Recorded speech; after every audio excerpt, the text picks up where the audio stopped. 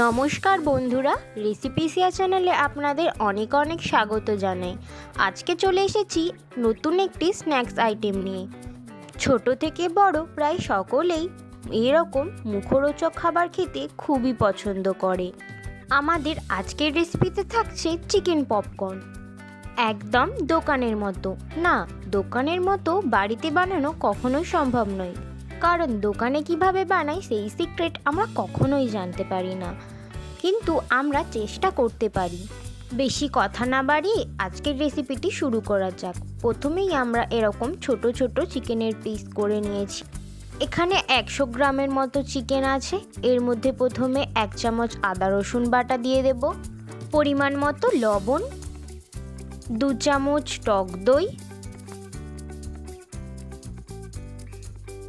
1/2 চামচ কাশ্মীরি লঙ্কার গুঁড়ো, 1/2 চামচ জিরে গুঁড়ো,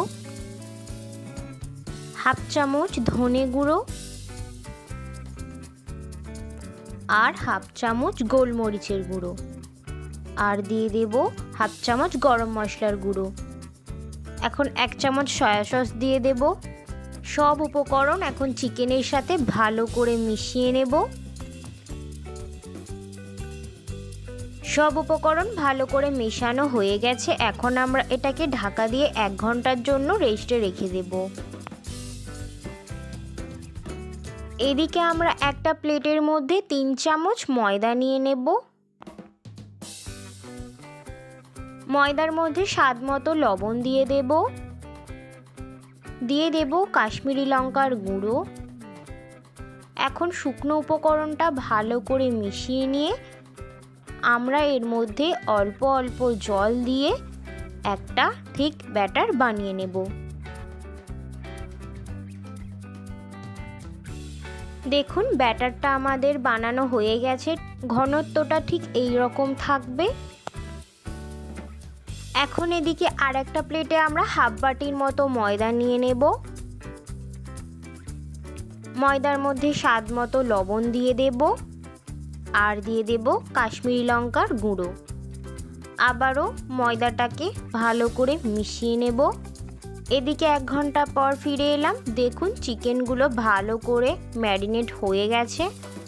এখন আমরা এখান থেকে একটা চিকেনের পিস তুলে শুকনো ময়দার মধ্যে কোট করে নেব।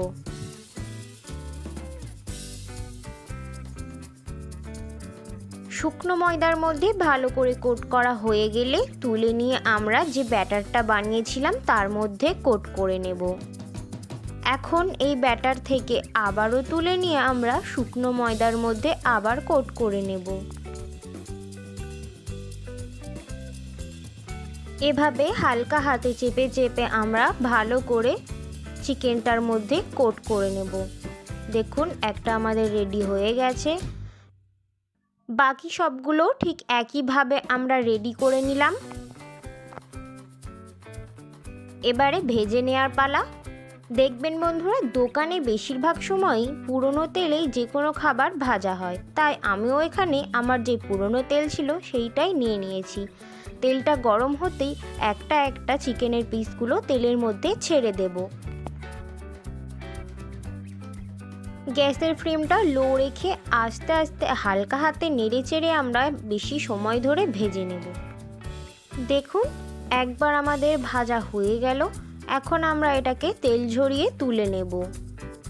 সবগুলো আস্তে আস্তে একইভাবে ভেজে নেব।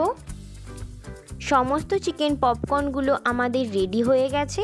এখন টমেটো কেচাপ দিয়ে আমরা চিকেন পপকর্নটা পরিবেশন করে দিলাম।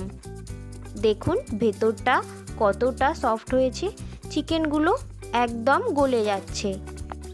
আমাদের রেসিপিটি যদি আজকে ভালো লেগে থাকে লাইক কমেন্ট শেয়ার করবেন। আরও এরকম নিত্য নতুন রেসিপি পেতে চ্যানেলটি সাবস্ক্রাইব করে রাখুন। ভিডিওটি শেষ পর্যন্ত দেখার জন্য অনেক অনেক ধন্যবাদ বন্ধুরা। ভালো থাকবেন, সুস্থ থাকবেন।